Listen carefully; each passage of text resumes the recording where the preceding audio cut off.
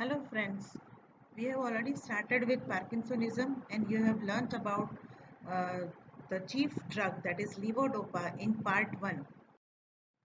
You have, we have narrated the objectives and we have already discussed about pathophysiology of Parkinsonism and role of various neurotransmitters, mainly dopamine and acetylcholine, involved in this disease.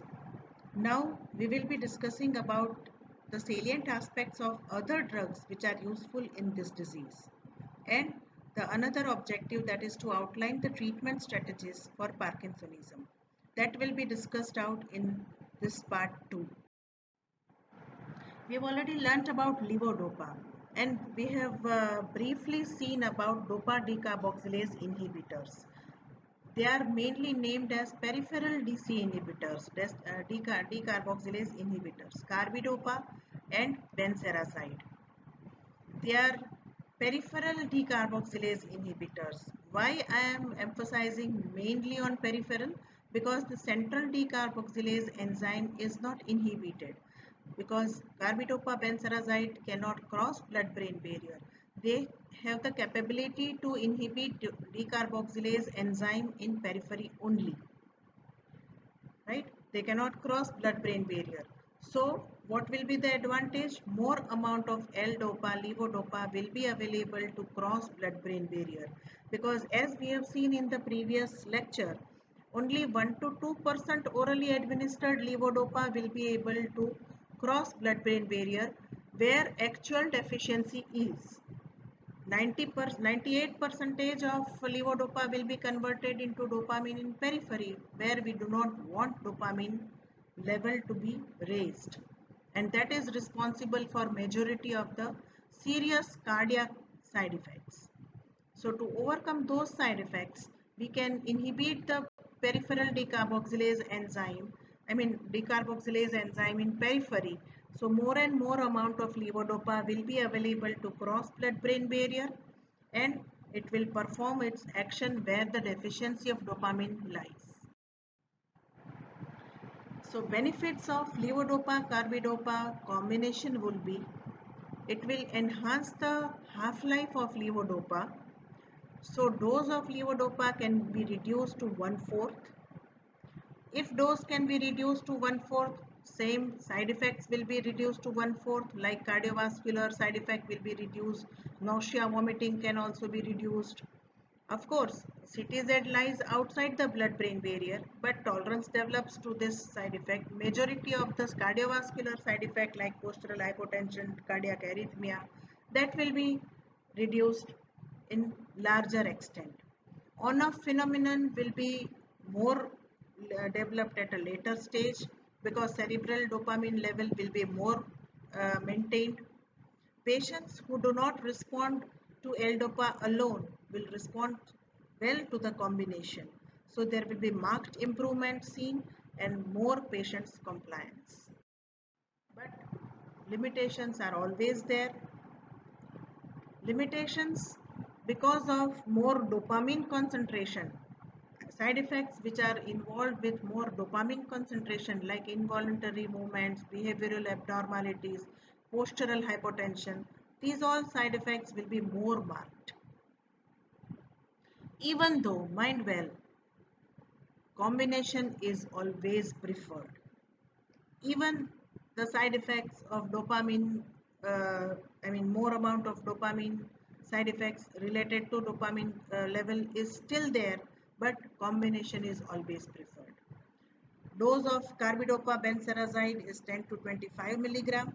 Carbidopa 10 milligram, benserazide 25 milligram, and levodopa has to be given into 100 to 250 milligram. Remember the earlier dose, where if it is L-dopa alone, we have to give it in 2 to 3 grams. Another group which is helpful in Parkinson's disease is dopaminergic agonistic drugs. These drugs act on striatal dopamine receptors, which may favor taking up of dopamine, and these drugs, the benefit will be very longer acting. Bromocriptine is one of such drugs which will favor dopamine taking up by the neurons. It's an ergot derivative. It's potent agonist for D2 receptor, partial agonist for D1 receptors.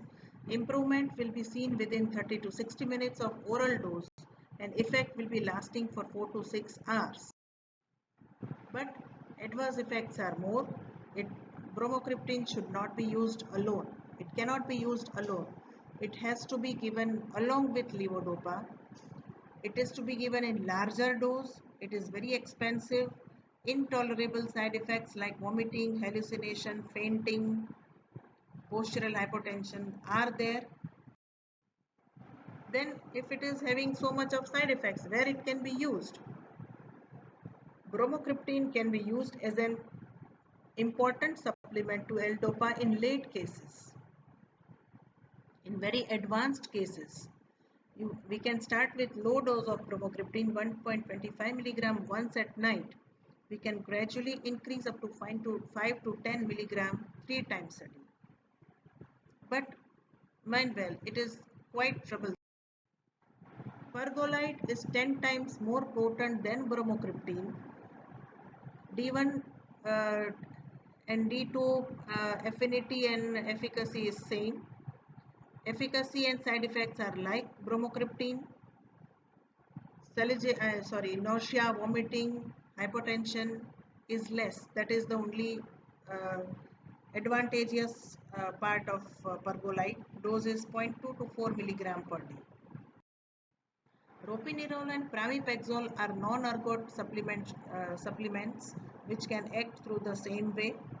They are selective D2 and D3 agonists. They have negligible D1 affinity.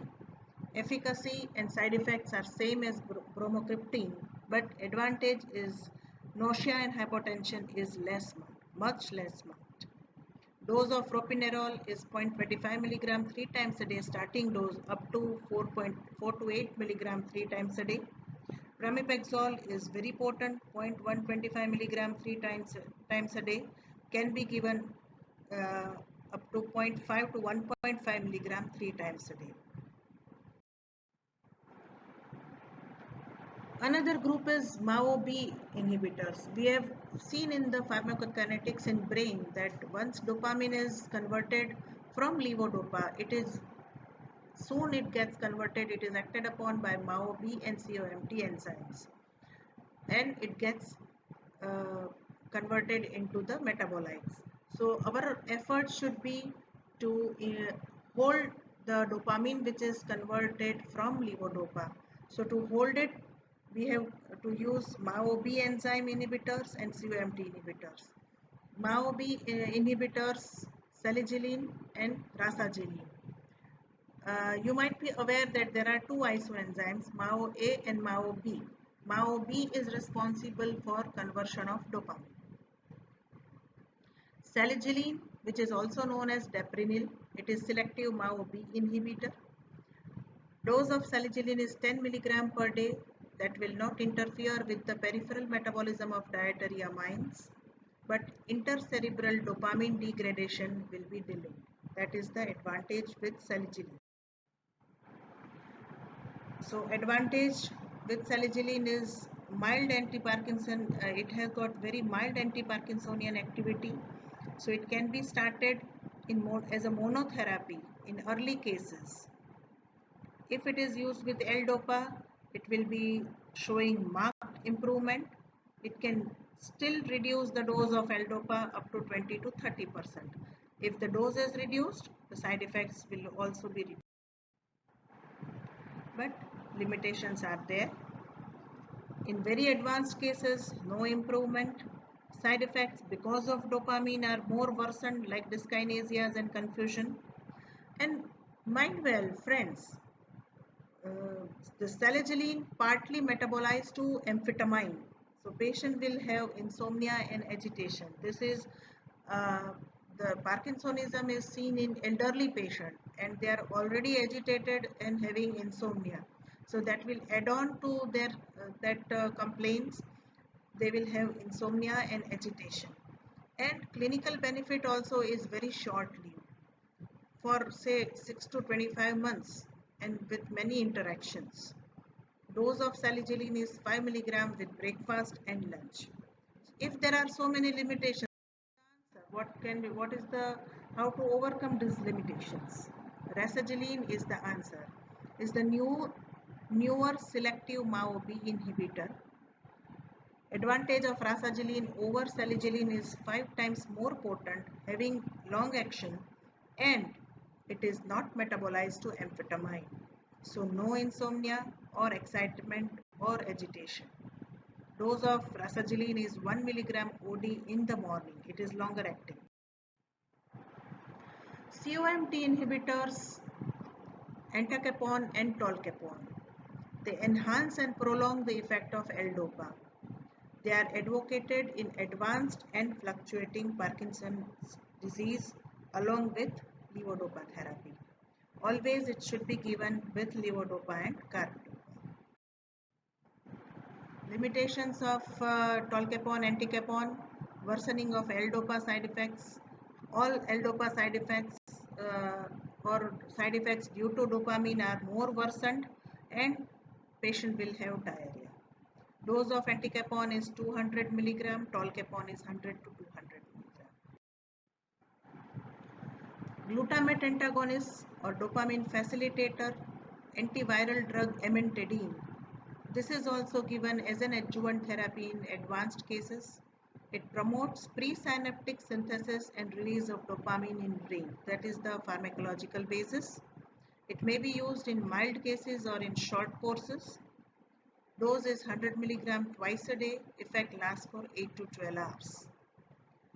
Amantadine has peculiarity.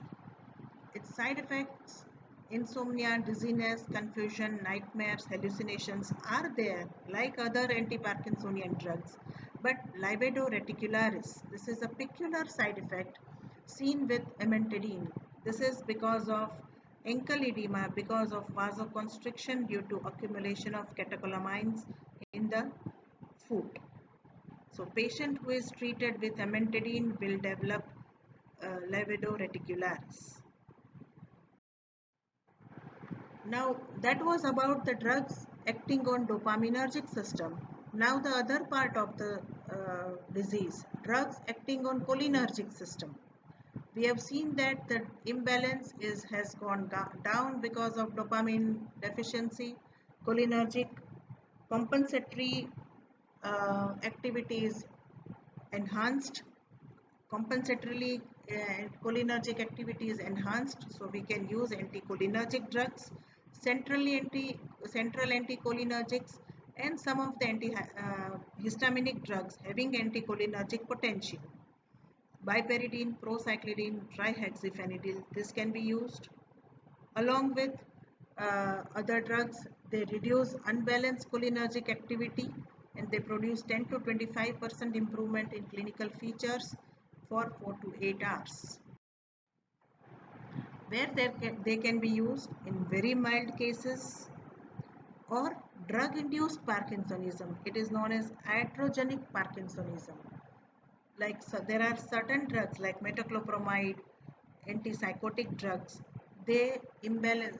We have seen that dopamine is responsible for feeling of well-being and mood elevation. So in psychosis, level of this dopamine goes high. So we have to treat our patient with anti-dopaminergic drugs. And if we treat our patients with anti-dopaminergic drugs, they will develop drug-induced Parkinsonism on long run. So they have to be treated with anticholinergics. We cannot treat them with levodopa because deficiency of dopamine is not there. But we are making the imbalance with giving more dopamine supplementation. But side effects of anticholinergic side effects are all pronounced, like atropine-like side effects. Plus memory loss and confusion is more seen in elderly. So in case of elderly patients having dementia, we should not treat them with anticholinergics. So that is all about the drugs which are useful in Parkinsonism.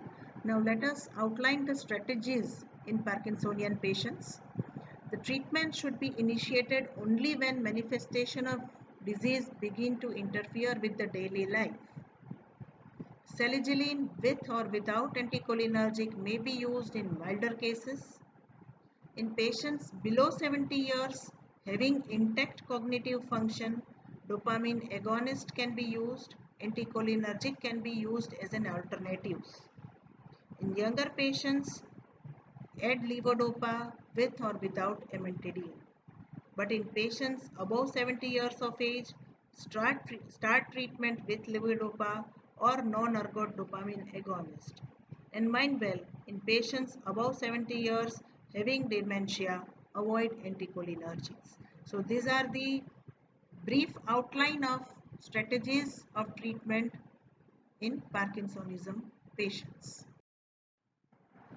Now let us summarize our topic. We have seen the etiology and characteristics of Parkinsonism. We have seen classification of drugs, and we have seen the salient aspect of chief drug levodopa and rationale of combining levodopa with dopa decarboxylase inhibitors.